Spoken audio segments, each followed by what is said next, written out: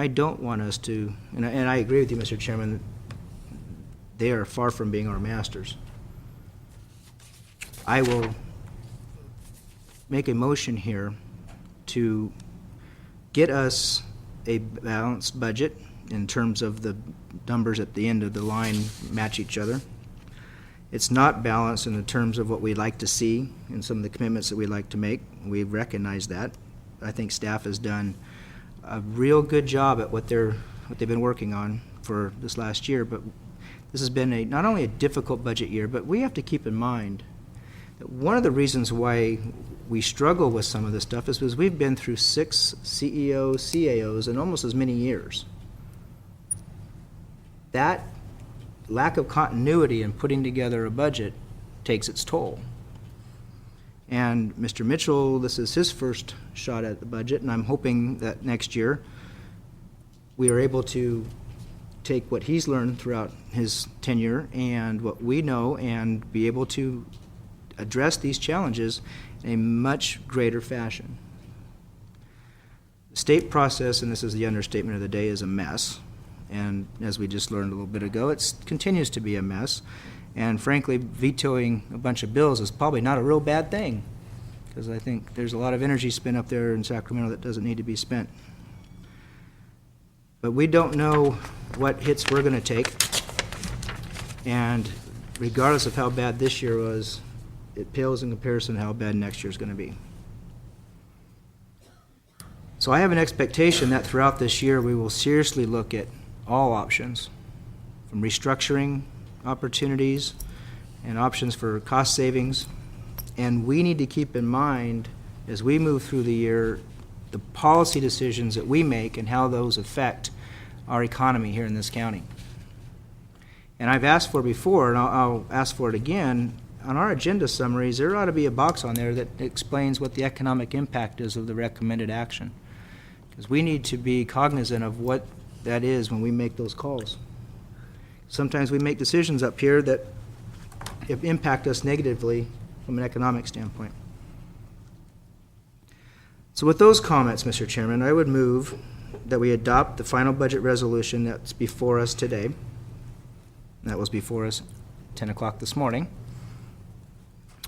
But I'm going to add on a few other points here. And these are non-budget items as far as the budget document itself, so this does not require a 4/5 vote. And that's to direct the CEO to return to the board by December 9 with options for workforce reductions and/or furloughs. Direct the CEO to reallocate funds within the water agency budget to fund the Scout Lake study, which is a reaffirmation of an action we actually already took in this process. Direct the CEO to analyze cost efficiency in providing services in Willits and the ownership and operations of the WISC, returning to the BOS with a recommendation on future utilization. And to direct the CEO to expedite the RFP on the provision of animal shelter services in Fort Bragg, and if warranted, proceed with the closure of the shelter. So those 4 additional points, I think, go more steps towards trying to get us through this next year and find those funds that we may need to accommodate any cuts that the state may still lay upon us. Hopefully get back to repaying the reserve, which is another big issue that I do not support, and hopefully find some funding to catch back up on the principal payment of the teeter. And we're not losing ground on that, as we've discussed time and time again, but we're not gaining the ground on the principal amount that I know we would all like to see. So with that, Mr. Chairman, there's my motion. Okay, there is a motion submitted. And do I hear a second to that motion? Second. There is a second to the motion. Does the board need restatement of the motion or clarification? Any discussion along those lines? Supervisor Colfax. I was moving in much the same direction.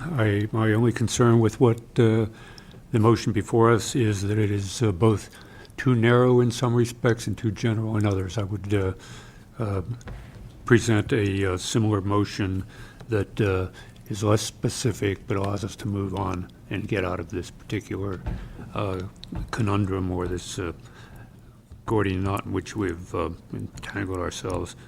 But I feel here that what Supervisor Delbar has helpfully brought forward still contains elements that I feel should be left up in the air on one hand or left to this for further review, and at the same time it does not incorporate or does not direct staff to look at concerns and options that might in fact prove to be, if examined and evaluated by the supervisors, might provide more opportunities for dealing with the shortfall. Supervisor, could I maybe paint a path? Could we act on this motion, and then you bring a second motion forward for direction of the staff for further examination on your specific points? Would that work, or are you looking for a withdrawal of this motion to allow for submittal of your motion?